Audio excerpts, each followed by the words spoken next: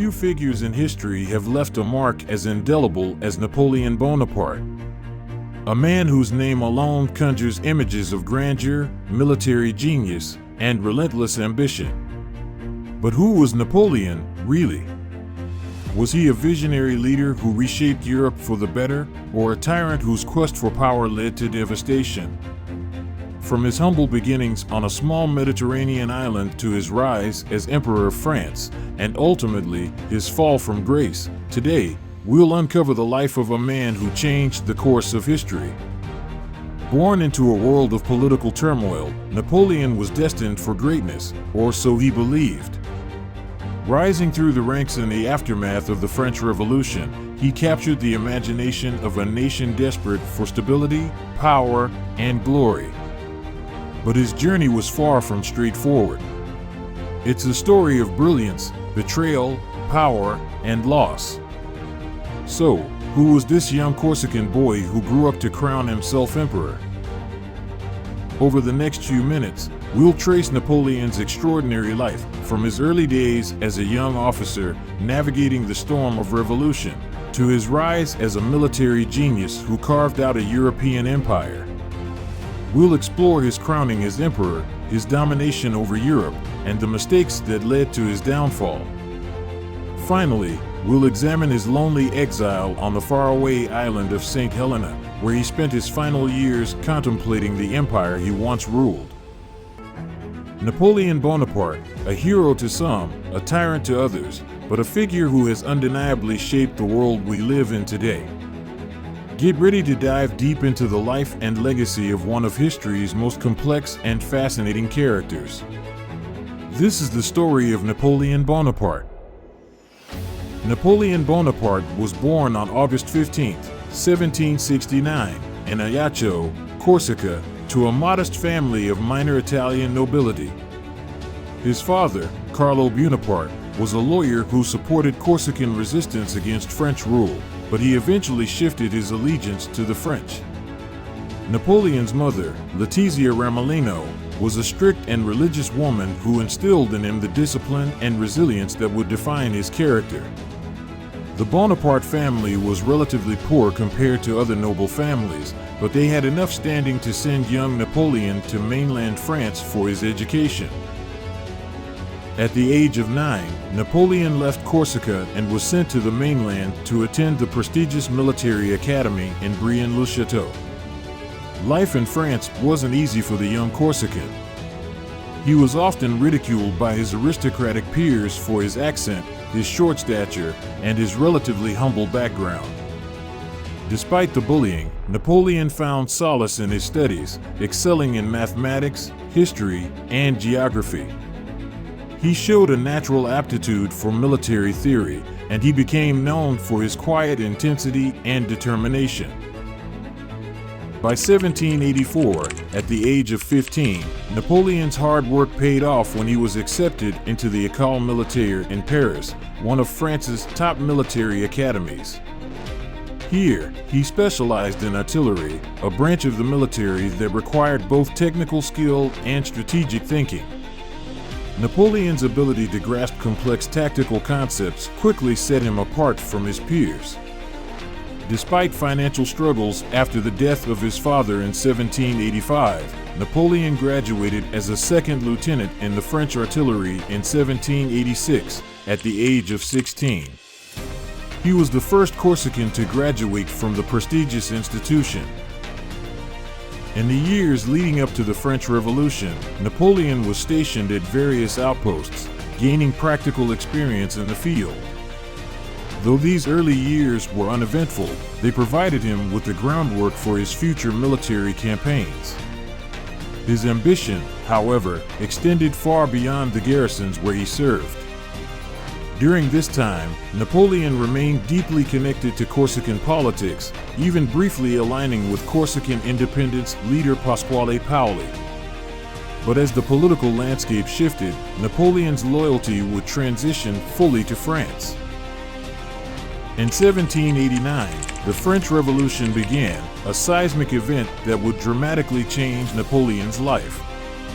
While France was plunged into political chaos, Napoleon saw an opportunity. His career, which had been progressing slowly, was about to take off in a way that neither he nor anyone else could have predicted. As the French Revolution erupted in 1789, France plunged into a period of turmoil, with its monarchy on the verge of collapse. The revolution created opportunities for ambitious individuals to rise, and Napoleon Bonaparte, a young artillery officer, was ready to seize them. At the time, Napoleon was stationed in Corsica, his homeland, but his real chance to shine came on the mainland of France. In 1793, during the siege of Toulon, a crucial port held by Royalists and British forces, Napoleon proved his brilliance. Despite being only 24 years old, his tactical skills in deploying artillery helped the French recapture the city. His actions caught the attention of the revolutionary leaders, and he was promoted to brigadier general. This was the first of many military successes that would define his rise. Napoleon's next major test came in Italy in 1796, where he was given command of the French army of Italy. His bold strategies and quick movements completely outclassed the Austrian and Sardinian forces, resulting in a series of stunning victories. His Italian campaign transformed him from an unknown general to a national hero. But Napoleon wasn't just a soldier, he was a shrewd politician. Following his victories in Italy, Napoleon negotiated the Treaty of Campo Formio in 1797, securing French dominance in northern Italy and parts of Central Europe. His popularity soared, and he was hailed as a defender of the revolution. However, behind the scenes, Napoleon was beginning to cultivate his own ambitions for power. He understood that France's political instability presented an opportunity. In 1798, Napoleon led an ambitious campaign in Egypt, hoping to disrupt British trade routes and establish French influence in the Middle East. Initially, he achieved success at the Battle of the Pyramids, where his army defeated the Mamluk forces, but the campaign ultimately faltered. His navy was destroyed by the British at the Battle of the Nile, and a failed invasion of Syria further tarnished his military reputation.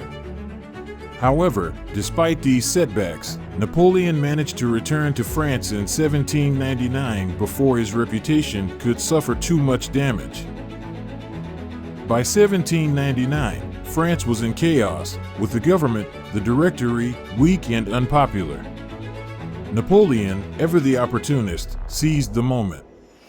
On November 9, 1799, in what became known as the Coup of 18 Brumaire, Napoleon, with the help of political allies, overthrew the Directory and established the Consulate, a new government with himself as first consul. Napoleon was now effectively the ruler of France, though he still appeared to operate within a republican framework. Napoleon quickly consolidated his power. He reorganized the government, modernized the legal system with the introduction of the Napoleonic Code, and reformed the French economy and education. He portrayed himself as the stabilizer of the revolution, but in reality, he was moving closer to autocratic rule. By 1802, he declared himself consul for life, but that still wasn't enough. In 1804, Napoleon took the final step in his rise to absolute power. On December 2nd, in a grand ceremony at the Cathedral of Notre Dame, Napoleon crowned himself Emperor of the French. The symbolism was clear. He was no longer a servant of the Republic, he was its ruler. By placing the crown on his own head, Napoleon sent a message. His authority came from himself, not from any divine or republican source. It was an unprecedented moment in French history. As emperor, Napoleon embarked on an ambitious campaign to dominate Europe. His military genius was unmatched, and he led France in a series of stunning victories against coalitions of European powers determined to stop him. One of his most famous triumphs came in 1805 at the Battle of Austerlitz, where Napoleon's forces decisively defeated the Austrian and Russian armies, cementing his dominance over Central Europe. At its height, the Napoleonic Empire controlled much of Europe. France's borders extended into Spain, Italy, the Netherlands, and Germany. Napoleon reorganized these territories into satellite states, placing his relatives and loyal supporters in positions of power. His influence spread far beyond France. The Napoleonic Code, which enshrined principles of legal equality and meritocracy, became the foundation for modern legal systems in much of Europe.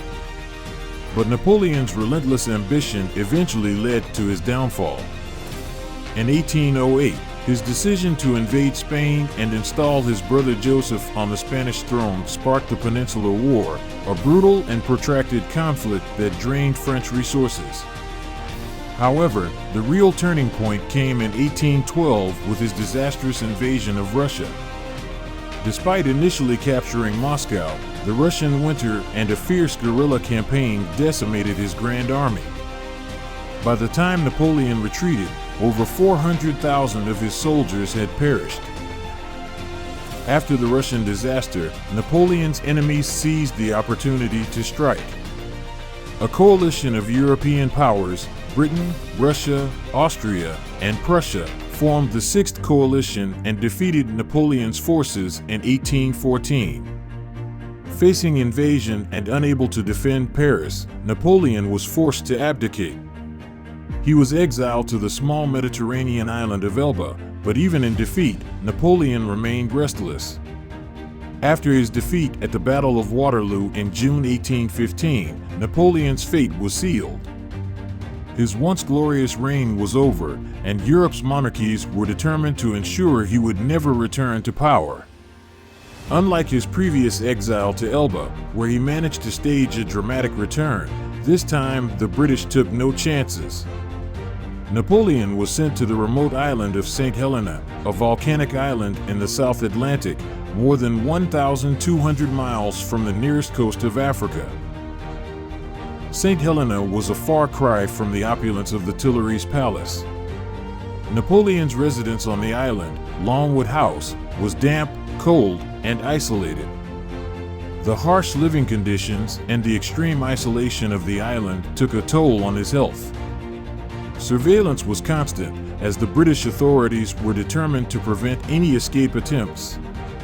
Napoleon was no longer a feared emperor, but rather a prisoner of the British Empire, cut off from the world he once dominated.